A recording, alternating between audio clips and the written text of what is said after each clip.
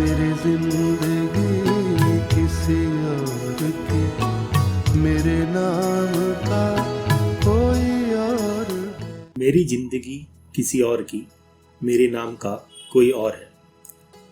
कागज की कश्ती और ना जाने कितने गीतों से श्रोताओं के दिल में बसने वाले गजल सम्राट जगजीत सिंह आज चाहे हमारे बीच में नहीं है, लेकिन उनकी मखमली आवाज़ आज भी हमारी सराहों में मिस्री की तरह बहती है। अपने इतराती गजलों के माध्यम से उर्दू को आम आदमी तक पहुंचाने का श्रेय अगर किसी को जाता है तो सबसे पहले जगजीत सिंह जी का नाम जुबा पे आता है। जो कभी खालिस और नवाबों की मलकियत समझी जाती थी, उनकी गजलों ने न सिर्फ उर्दू के कम जानकारों के बीच शेर व शायरी की समझ में इजाफा किया, बल्कि गालिब, मीर, मजाज, जोश और फिराक जैसे शायरों से भी उनका परिचय करवाया। जगजीत सिंह की गजलों में गायकी का एक अलग ही अंदाज होता था, जिसके चलते उनकी गायकी दुनिया भर में प्रसिद्ध थी। गजल सम्राट जगजीत सिंह 70 के दशक में फीकी पड़ रही संगीत विधा में एक नई जान फूकी और बॉलीवुड में एक अपनी अलग पहचान बनाई। मैं भी उनका बहुत बड़ा फैन हूँ। आज उनकी एक गजल सुनते सुनते उनकी ज़िंदगी से जुड़े हुए कुछ खास पहलू याद आ गए, तो इस मौके पर हम आपको बताते हैं उनसे जुड़ी कुछ खास बातें। कई भारतीय भाषाओं में अपनी गायकी के चलते मील का पत्थर साबित हो चुके जगजीत सिंह जी का जन्म 8 जनवरी 1941 को बीकानेर के श्री गंगानगर में हुआ था। बचपन के दिनों से ही जगजीत जी संगीत के प्रति रुचि रखा करते थे। उन्होंने संगीत की शिक्षा उस्ताद जमाल खान और पंडित छगन लाल शर्मा से हासिल की। शुरुआती शिक्षा के बाद वे पढ़ने के लिए जालंधर आ गए। डीएवी कॉलेज से स्नातक की डिग्री ली और इसके बाद कुरुक्षेत्र विश्वविद्यालय से इतिहास में पोस्ट ग्रेजुएशन भी किया। साल 1965 में गायक बनने की तमन्ना लिए जगजीत सिंह मुंबई आ गए। अपनी आवाज़ से लोगों के बीच पहचान बनाने वाले जगजीत सिंह 1969 में मशहूर गायिका चित्रा जी से प्रेम विवाह रचाया। अर्थ, प्रेम गीत, लीला, सरफरोश, तुम बिन, ये वो फिल्में हैं जिन्होंने उनकी हिंदी सिनेमा जगत पर शिखर पर पहुंचाया।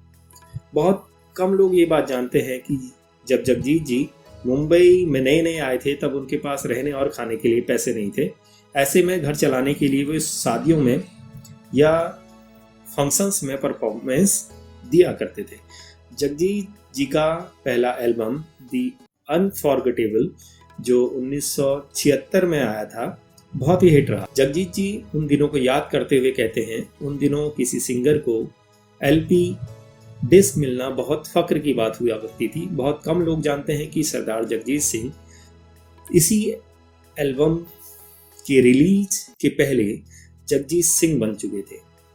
बाल कटाकर सरदार जगजीत सिंह बनने की राह पकड़ चुके थे। जगजीत ने इस एल्बम की कामयाबी के बाद मुंबई में अपना पहला फ्लैट भी खरीदा था। 1981 में रमन कुमार निर्देशित प्रेम गीत और 1982 में महेश भट्ट निर्देशित अर्थ को भला कौन भूल सकता है। अर्थ में जगजीत जी ने ही संगीत दिया था। फिल्म का हर गाना लोगों की जुबान पर चढ़ गया था। पार्श्व गायक जगजीत जी को सुनने वालों की हमेशा भीड़ रहती थी। उनकी रोमानियत भरी आवाज दिल की गहराइयों में ऐसी उतर जाती थी, गाना गाने वाले और सुनने वाले दोनों के दिल एक हो गए हों। उनकी कुछ हिट फिल्मों के गीत जो इस प्रकार हैं: प्रेम गीत का गाना होठों से छू लो, खलनायक का ओ माँ तुझे सलाम, दुश्मन का चिट्ठी ना कोई संदेश, जॉगर्स पार्क का बड़ी नाजुक है ये मंजिल। इस तरह के बहुत सारे गाने उन्होंने भारतीय सिनेमा को दिए। जगजीत सिंह ने 1988 में बियॉन्ड टाइम नाम का एक रिकॉर्ड किया था।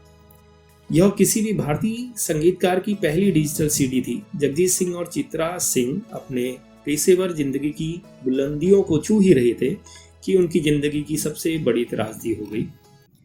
जगजीत सिंह जी के इकलौते बेटे विवेक सिंह की लगभग 18 साल की उम्र में 1990 में एक कार दुर्घटना में मौत हो गई थी। ये जगजीत सिंह की जिंदगी का सबसे बुरा दौर था। बेटे की मौत के सदमे ने मानो माता पिता की दौड़ती जिंदगी पर विराम लगा दिया हो। चित्रा इस दर्द को सहन नहीं कर पाई और अपनी आवाज खो बैठी और फिर कभी दोबारा स्टेज पर नहीं लौटी। जगजीत सिंह भी इसके बाद सदमे में चले गए और कई महीनों तक बोलना भी बंद कर दिया। लेकिन कुछ वक्त गुजरने के बाद जगजीत सिंह ने अपनी गायकी की दोबारा से शुरुआत की, लेकिन अब उनकी शायरी में बहुत कुछ बदल चुका था, क्योंकि अब वो गीतों के माध्यम से अपने दर्द को भुलाना चाहते थे। जगजीत सिंह संगीत के ऐसे फनकार थे जिनकी तुलना किसी से नहीं की जा सकती। दिल, मोहब्बत, जज्बात, जुदाई को सुरों में कहना कोई जगजीत सिंह जी से सीखे। पंजाबी, बंगाली, गुजराती, हिंदी और नेपाली भाषाओं में गाना गाने वाले जगजीत सिंह को पद्मश्री नवाज से भी नवाजा जा चुका है। उनकी हमसफर रही चित्रा सिंह जी, जो जगजीत सिंह के जाने के बाद तन्हा रह गई हैं, उनका कहना है कि जगजीत सिंह के जाने के बाद उन्होंने भी गज़लें सुननी बंद ही कर दी हैं, क्योंकि उनकी गज़लें सुनना और उनको सुनकर खुद को संभाल पाना बड़ा मुश्किल होता है और उनकी आंखें भर आती।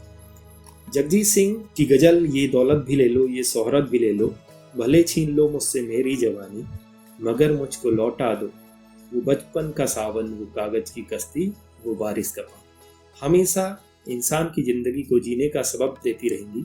मगर 22 सितंबर 2011 के दिन जगजीत सिंह को मौत और ज़िंदगी के बीच लाकर खड़ा कर दिया था। जी हाँ, इसी दिन मुंबई के एक हॉल में जगजीत सिंह का गुलाम अली जी के साथ एक कार्यक्रम था, लेकिन कार्यक्रम से कुछ समय पहले ही उन्हें ब्रेन हेमरेज की वजह से अस्पताल में भर्ती होना पड़ा।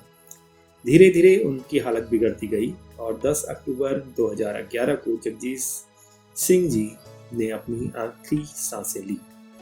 पद्म भूषण से सम्मानित गायक जगजीत सिंह एकमात्र ऐसे गायक हैं जिन्होंने पूर्व प्रधानमंत्री श्री अटल बिहारी वाजपेयी जी की कविताओं को अपने 2 एल्बम नई दिशा और संवेदना में अपनी आवाज भी दी थी। तो आज की वीडियो में केवल इतना ही।